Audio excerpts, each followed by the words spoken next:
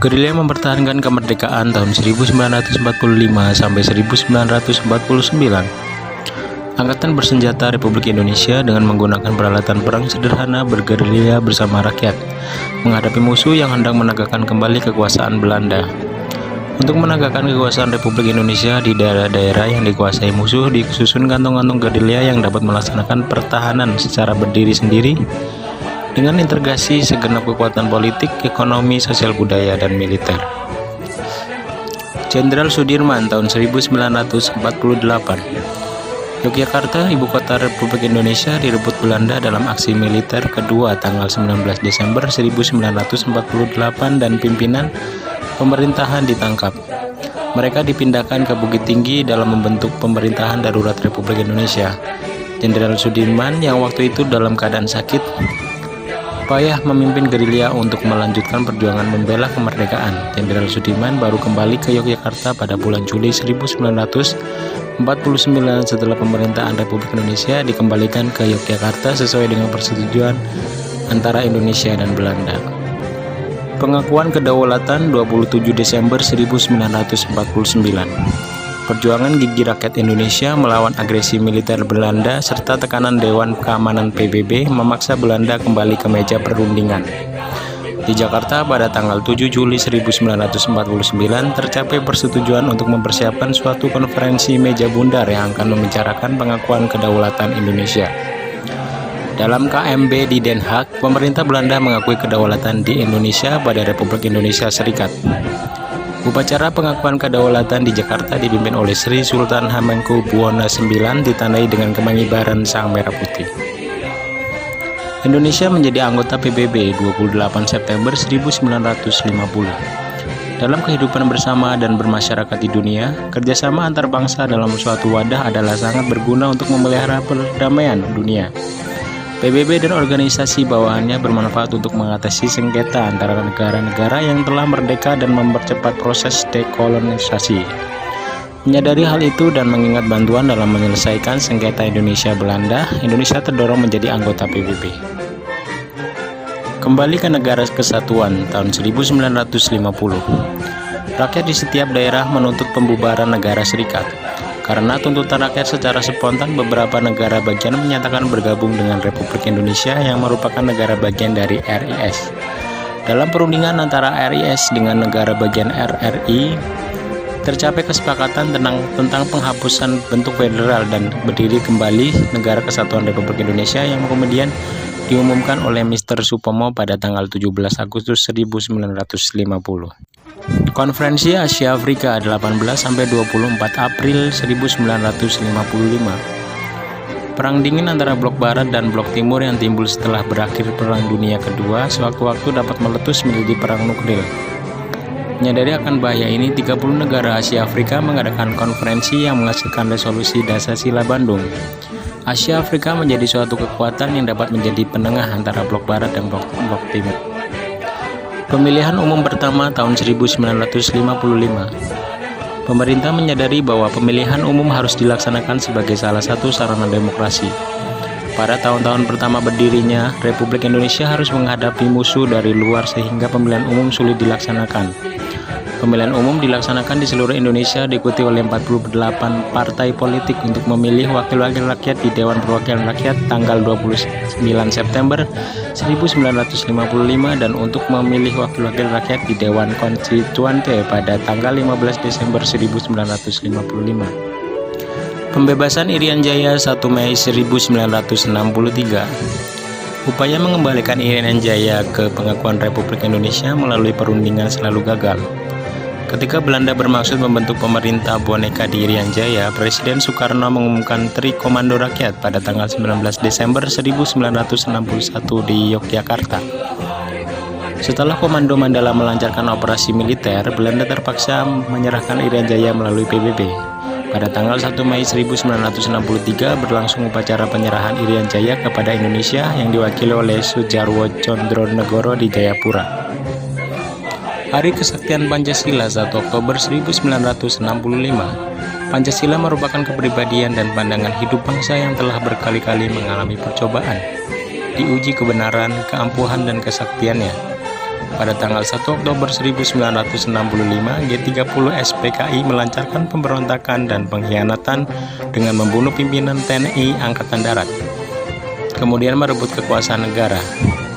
Keberhasilan ABRI dan rakyat yang berjiwa Pancasila di bawah pimpinan Mayor Jenderal Soeharto mengagalkan dan menumpas kudeta G30 SPKI merupakan kemenangan Pancasila. Pada tanggal 4 Oktober 1965, Mayor Jenderal Soeharto memimpin pengangkatan jenazah para pahlawan dari sumur di Lubang Buaya. Aksi-aksi tuntutan rakyat tahun 1966. Sejak kudeta berdarah, G30 SPKI berhasil digagalkan dan ditumpas dalam waktu singkat. Pemerintah Orde Lama menjadi goyah karena menghadapi krisis politik dan ekonomi yang semakin parah. Mahasiswa yang tergabung dalam Kesatuan Aksi Mahasiswa Indonesia yang disokong oleh segenap kesatuan Pancasila di dalam ABRI, partai-partai politik dan organisasi-organisasi mancanegara mengadakan demonstrasi tanggal 11 Januari 1966 sampai 11 Maret 1966 dengan mengajukan tuntutan rakyat. Surat Perintah 11 Maret 1966. Krisis yang menggoncangkan sendi-sendi negara sesudah kudeta G30 SPKI digagalkan menyebabkan pemerintah kehilangan kepercayaan rakyat. Presiden Soekarno mengeluarkan surat perintah kepada Letjen Soeharto untuk pemulihan kewibawaan pemerintah dan keamanan nasional. Letjen Soeharto dengan cepat melaksanakan surat perintah 11 Maret 1966 dengan memenuhi dua di antara tuntutan rakyat, yakni membubarkan Partai Komunitas Indonesia dan membersihkan kabinet dari menteri-menteri yang ada di indikasi terlibat G30 SPKI. Penentuan pendapat rakyat Irian Jaya tahun 1969. Untuk melaksanakan persetujuan New York 1962 tentang penyerahan Irian Jaya kepada Indonesia diadakan PPRA di bawah pengawasan PBB, yang dilakukan dengan sistem perwakilan setiap kelompok melalui pemilihan secara bertingkat. Keputusan Dewan Musyawarah PPRA dengan suara bulat memilih Irian Jaya tetap bagian Republik Indonesia yang kemudian disahkan oleh PBB pada tanggal 19 November 1969 dengan 84 suara setuju, 6 menolak dan 30 suara abstain. Masyarakat Indonesia purba 3000 sampai 2000 SM. Pada zaman Megalitikum sudah hidup dalam masyarakat teratur. Peninggalan budaya tersebar di seluruh Indonesia, antara lain ditemukan di Pasema, Besuki, Gilimanuk, dan Cabenge yang berkembang antara 2000 sampai 500 SM. Hasil budaya Megalitikum yang terpenting adalah alat serpi, menhir, dolmen, sarkofagus, kubur batu, punden berundak-undak, dan arca. Bandar Sriwijaya abad ke-7 sampai 13. Terletak pada jalur pelayaran antara Indonesia, Cina, dan India, berperan penting dalam kegiatan perdagangan sehingga menguntungkan bagi kerajaan Sriwijaya. Kapal-kapal asing banyak berlabuh dan pendeta-pendeta Buddha dari Cina sering singgah dan menetap untuk waktu yang lama mempelajari agama Buddha. Bandar Sriwijaya akhirnya berkembang menjadi pusat niaga dan budaya. Candi Borobudur 824. Borobudur didirikan oleh Raja Samarutungga dari keluarga Sailendra dengan bantuan sumbangan para penganut agama Buddha secara gotong royong. Keseluruhan bangunan berbentuk stupa raksasa dan mencerminkan alam semesta. Dalam pembangunan candi, hampir 200.000 kaki kubik batu dipergunakan, sejumlah 504 arca Buddha dan 1.555 stupa besar dan kecil melengkapi monumen Buddha yang megah ini. Bendungan Waringin Sapta abad ke-11. Setelah Raja Airlangga berhasil menyatukan wilayah kekuasaannya, kemakmuran rakyat ditingkatkan. Kali berantas dibendung dekat Kalagen untuk irigasi serta menanggulangi banjir. Rakyat setempat ditunjuk untuk memelihara bendungan dan sebagai imbalan daerah tersebut dibebaskan dari kewajiban membayar pajak. Akibatnya pelayaran Kali Berantas bertambah ramai dan pelabuhan Hujung Galuh menjadi pusat perdagangan antar pulau. Candi Jawi, perpaduan Sivaisme Buddhisme tahun 1292. Perpaduan Sivaisme dan Buddhisme sebagai hasil sinkretisme dapat dilihat pada Candi Jawi yang terletak di Gunung Welirang. Di sebelah barat daya Pandakan, candi ini dibangun pada masa Raja Kartanegara. raja terakhir Singasari. Puncaknya berbentuk Ratna Stupa, pada bagian atas terdapat arca Buddha Aksopya dan di bagian bawah arca Siva Mahadewa. Sumba Palapa 1331. Sesudah Gajah Mada berhasil menyelesaikan perang Sadeng 1331, maka untuk membela keutuhan negara Majapahit dia bersumpah tidak akan makan palapa sebelum Nusantara dapat dipersatukan. Sumpah Palapa adalah pendahulu cita-cita persatuan Indonesia yang kemudian diperjuangkan oleh para perintis kemerdekaan sejak tahun 1908. Armada Perang Majapahit abad ke-14. Sepeninggal Gajah Mada, timbul kesulitan dalam pemerintahan Hayam Wuruk. Pemerintah yang baru berusaha untuk mempertahankan keutuhan Nusantara dengan mengambil tindakan yang ditujukan kepada kemakmuran rakyat dan keamanan daerah-daerah. Hal ini dibuktikan dengan memperkuat armada perang untuk menjaga keutuhan Nusantara dan mengatasi usaha pengacauan antara lain oleh armada Cina. Utusan Cina ke Majapahit tahun 1405. Sejak Majapahit mengalami zaman keemasan, hubungan persahabatan dengan negara-negara tetangga berlangsung dengan baik.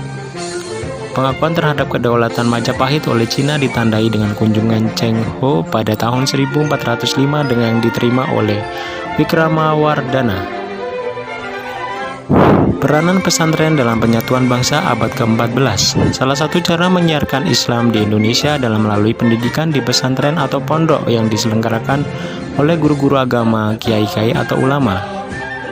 Kegiatan pesantren-pesantren beserta kiai-kiai dalam penyebaran agama Islam dan pembangunan pendidikan masyarakat mempunyai peranan penting dalam proses penyatuan bangsa. Pertempuran pembentukan Jayakarta 22 Juni 1527. Untuk membentuk pengaruh Portugis yang sejak awal abad ke-16 telah berkuasa di Malaka, Sultan Trenggono Demak mengirim Fathahillah dengan pasukannya, dan pada tahun 1527 Fathahillah berhasil merebut Sunda Kelapa sebelum Portugis mendirikan banteng di pelabuhan Sunda Kelapa sesuai perjanjian tahun 1522 dengan Raja Pajajaran. Dalam pertempuran tanggal 22 Juni 1527 di pelabuhan Sunda Kelapa, Fathahillah berhasil mengalahkan ekspedisi Francisco de Sá yang dikirim Portugis untuk mendirikan benteng. Nama Sunda Kelapa diganti menjadi Jayakarta, berarti kota kemenangan.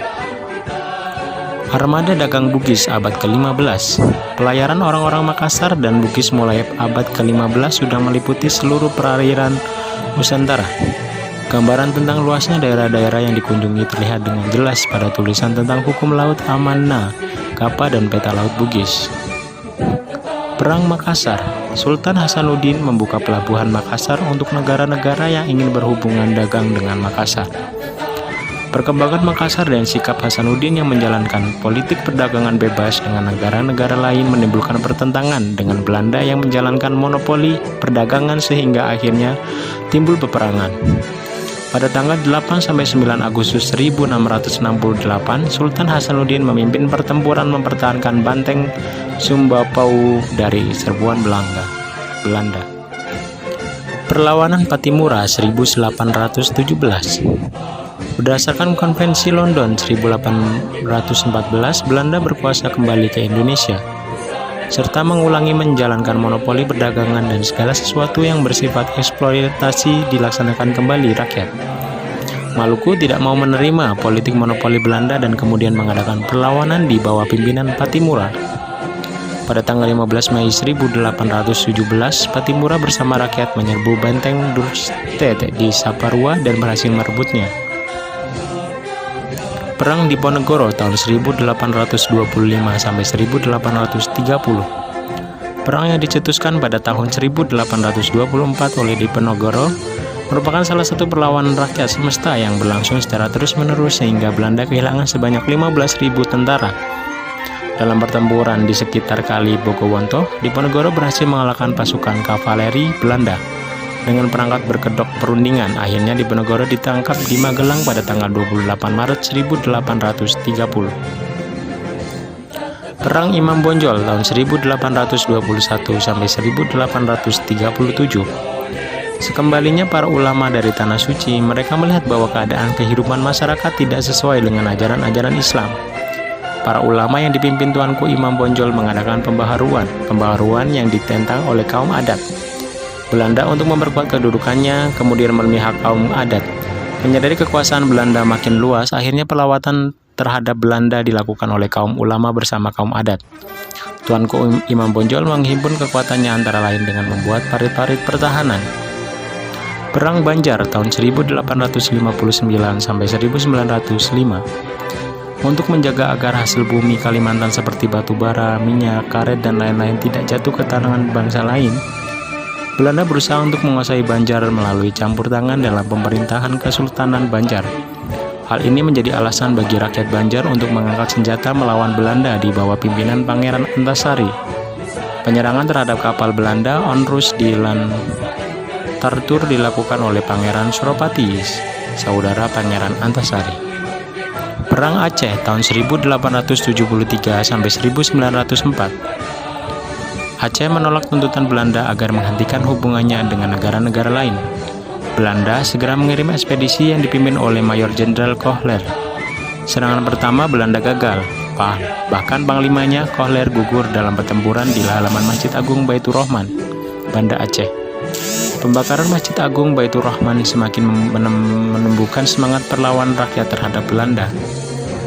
Perlawanan Sisingamaraja tahun 1877 sampai 1907. Dengan dalih bahwa Zending sering diganggu oleh pasukan Sisingamaraja, Belanda melakukan ekspansi ke Tapanuli. Bentrokan pertama dengan Belanda terjadi pada tanggal 15 Februari 1878. Setelah Sisingamaraja memberi peringatan kepada pasukan Belanda agar meninggalkan Tapanuli. Perlawanan terhadap Belanda kemudian mendapat bantuan rakyat Aceh dan Minangkabau dalam pertempuran di Tangabatu dekat Balige pada tahun 1884.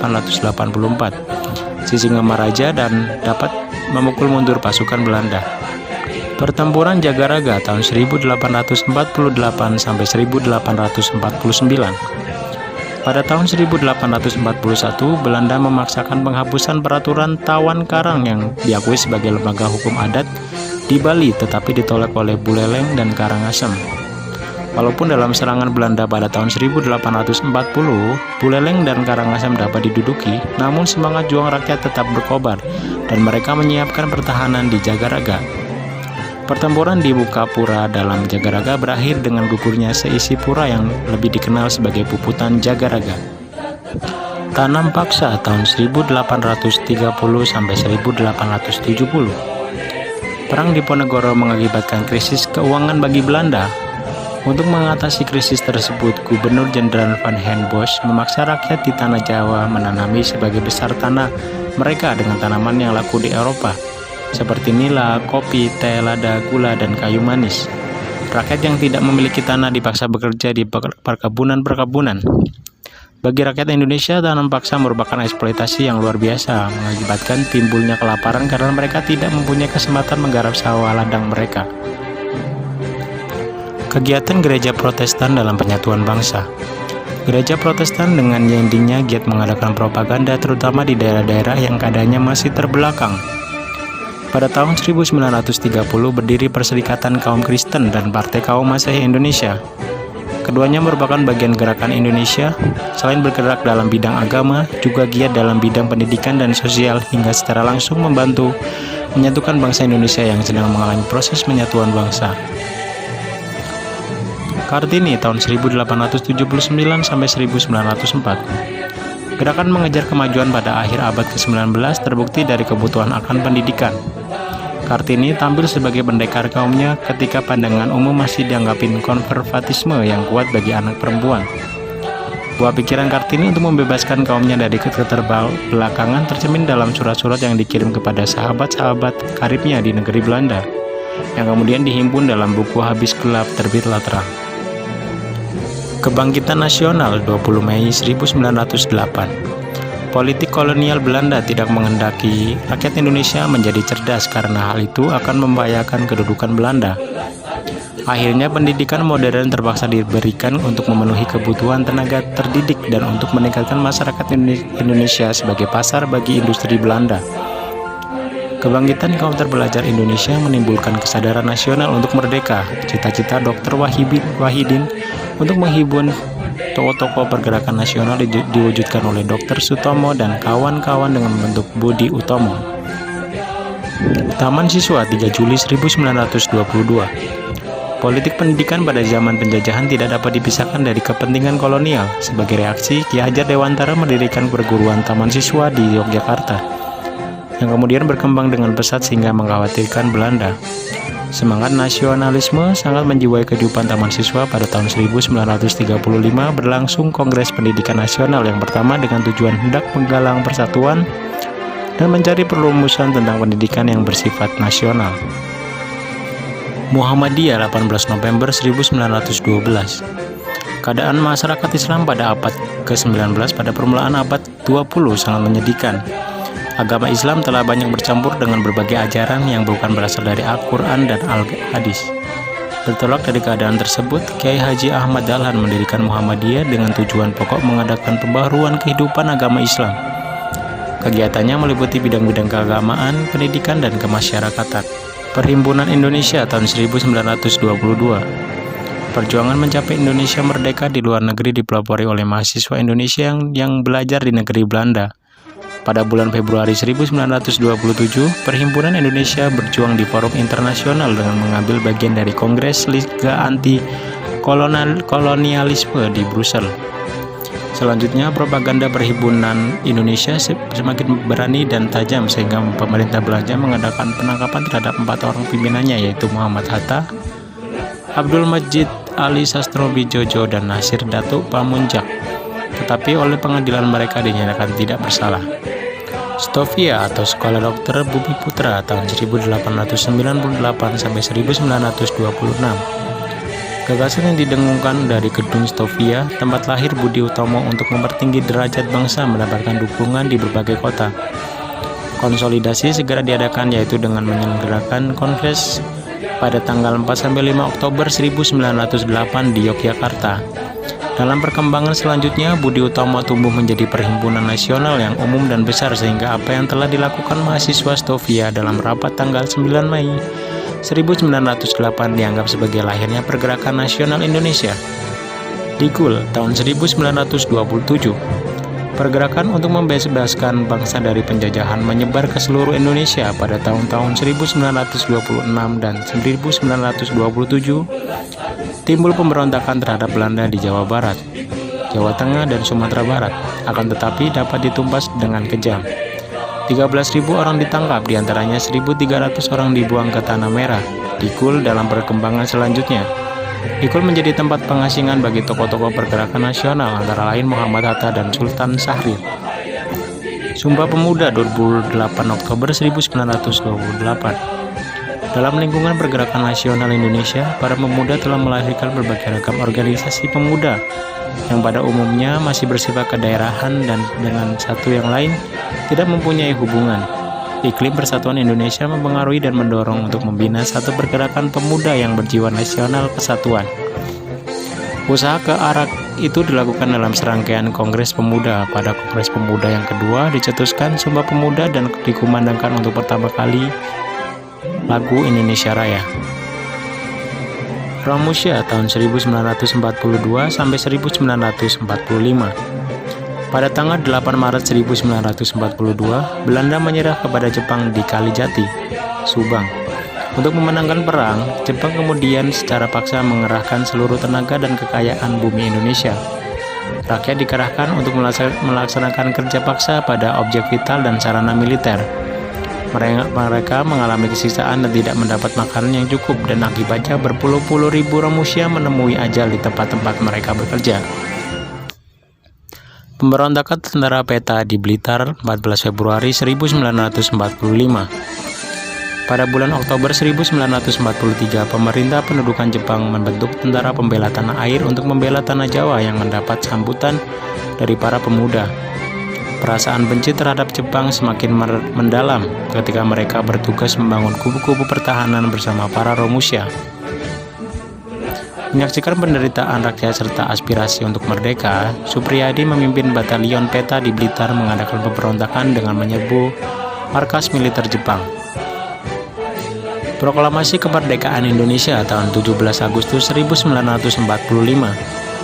Mengetahui bahwa Jepang kalah perang, rakyat Indonesia baik para pemuda maupun para pemimpin pergerakan kebangsaan berpacu dalam waktu untuk mewujudkan cita-cita perjuangan, yakni mengumumkan proklamasi kemerdekaan Indonesia selekas mungkin.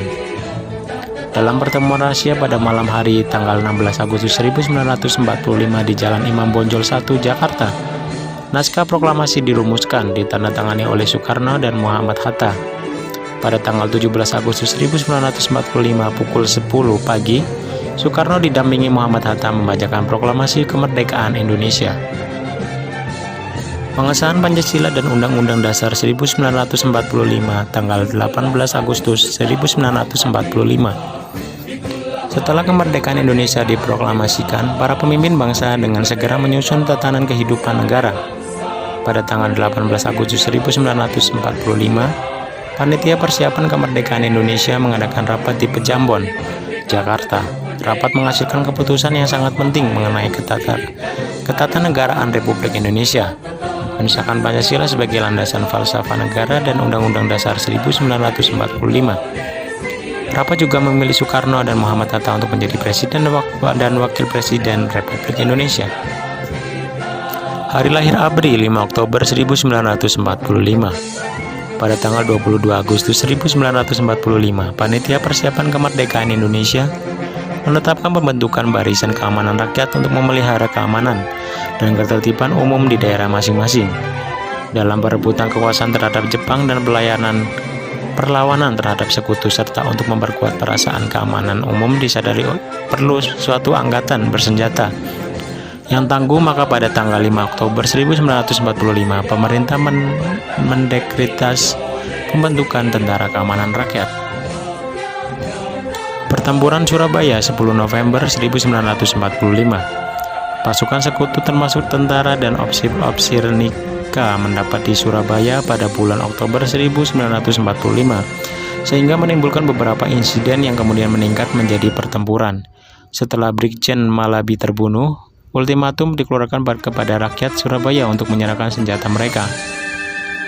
Rakyat tidak menghiraukannya, dan pada tanggal 10 November 1945 pecah pertempuran hebat ketika sekutu mengarahkan kekuatan darat, laut, dan udara untuk membinasakan para pejuang Surabaya yang bertempur dengan semangat pantang mundur, dan oleh rakyat Indonesia peristiwa ini diabadikan sebagai Hari Pahlawan. Kegiatan Gereja Katolik Roma dalam proses penyatuan bangsa. Gereja Katolik Roma melalui misinya mengumpulkan pemuda-pemuda dari berbagai suku dan daerah sehingga terbentuk suatu masyarakat Katolik Roma yang di dalamnya bersemi semangat nasionalisme. Kegiatannya dalam bidang pendidikan dan sosial secara langsung membantu bangsa Indonesia yang sedang mengalami proses penyatuan terhadap cita-cita negara Indonesia merdeka. Perhimpunan Politik Katolik Indonesia ikut mendatangani petisi Sutarjo 1936 yang menuntut pemerintah kolonial untuk kemerdekaan bangsa Indonesia.